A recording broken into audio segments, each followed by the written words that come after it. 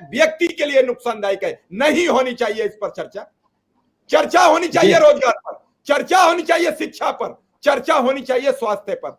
ये जो छात्र लिख रहा है हमसे एसएससी वाला कि सर अगर ये जो साथी मेरा बीमार है रोड पर, अगर ये मौत के मुंह में चला जाता है तो इसकी जिम्मेदारी कौन लेगी? केंद्र सरकार, मध्य प्रदेश सरकार, या फिर मैं जहां से धरने पर चला हूं वो सरकार? कौन जिम्मेदार होगा? हालत सीरियस है। वो छात्र उसे लेके पैदल यात्रा भूल गए हैं, उसे अस्पताल ले गए हैं।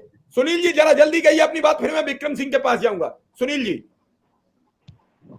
जी सर, नमस्कार शिव कुमार सर, आपका बहुत बहुत धन्यवाद, आपने पैनल में जोड़ा और अपनी बात रखने का मौका दिया।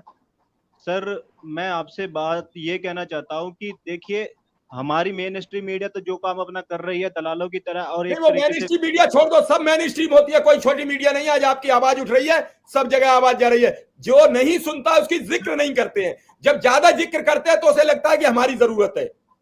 आप ही एक कुछ चुनिंदा पत्रकार हैं जो बेरोजगारी की, शिक्षा की और स्वास्थ्य की बात करते हैं। मैं अपनी बात करूंगा कि सर हम एसएससी जीडी 2018 कैंडिडेट है, 2018 में भर्ती लिख ली थी, लेकिन अब तक उनके साथ में न्याय नहीं हुआ है। 60,210 पद निकाले थे, जिसमें से 55,000 फील करे हैं, 5,000 इन्होंने खाली छोड़ दिया। और खाली छोड़ने के बाद 15 महीने तक लगातार दिल्ली में प्रदर्शन करना, उसके बाद नागपुर में जो है हमको आमरण अनशन करना, वहां से भी जब हमको कोई जवाब नहीं मिलता है तब जाकर के हम नागपुर से पैदल मार्च निकालते हैं। और आपको स्थिति पता होगी, आपने देखा होगा अभी पैनल में कि किस तरीके से हमारे साथियों की तबीयत खराब होती है, उनके पैरों में छाले पड़ते हैं। उसके बावजूद भी कोई भी नेता, कोई भी सरकार का नुमाइंदा हमारे को संपर्क नहीं करता है कि कैसी हमारी हालत है, किस दयनीय हालत से हम गुजर रहे हैं। बात करें सर, हम नेता लोगों की सिर्फ और सिर्फ लुभावने वादे करते हैं और कुछ नहीं करते। आपको पता होगा कि सर हम साधारण कैंडिडेट नहीं है। साधारण कैंडिडेट वे होते हैं जो ठीक है मान लेते हैं कि ठीक है प्रदर्शन करा, 6 महीने बाद 2 महीने बाद वो अपना खत्म कर देते हैं। पूरे 1.5 साल हो गए सर, हमने अपना प्रदर्शन खत्म नहीं किया। उससे ज्यादा स्टेप उठाने की कोशिश करें इस वजह से कि क्योंकि हम सरहदों पर जाने की कोशिश करते हैं, हमारे अंदर देश सेवा का जुनून है, हम देश सेवा करने जाते हैं। हम ये मान करके चलते हैं कि कल को हम बचे ना बचे, लेकिन हमारा देश सुरक्षित रहना चाहिए।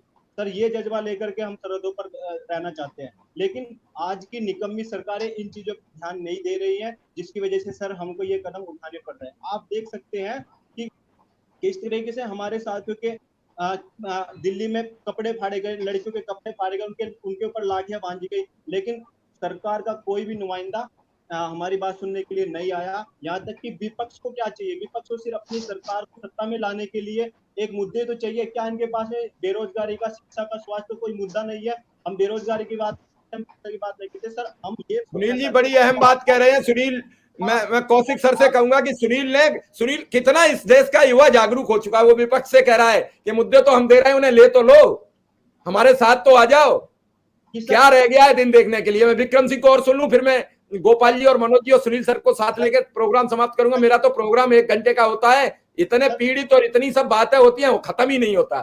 मैं कौशिक सर से और